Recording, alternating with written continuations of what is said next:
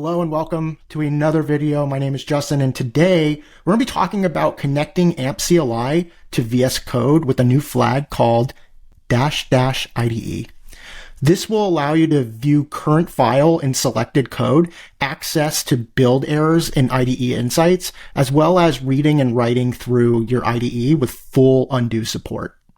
Let's see how it works. So let's open up VS Code, and we got to make sure that the extension is up to date. So if you don't have it installed, install it.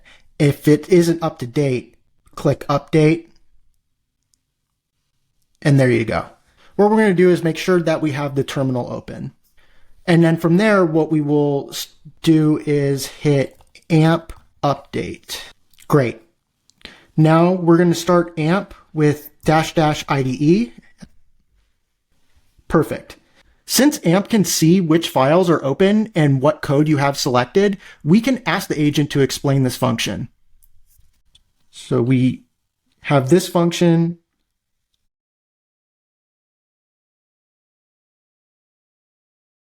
Perfect. So what we see here is the IDE and Amp CLI are connected perfectly. AMP can also view problems in VS Code. So let's take a look at that. We're going to do a new thread, and we're going to say, great. So we have all of the problems out there, the errors that you can see inside of VS Code can now be in the terminal.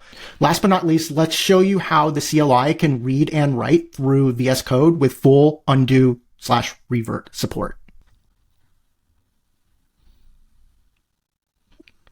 Great. So now we only have 2 errors instead of 3. That's pretty awesome.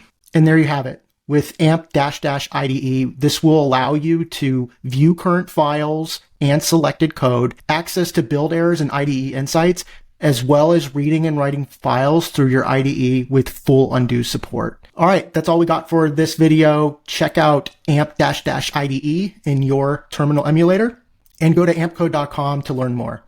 Thanks. Have a great one.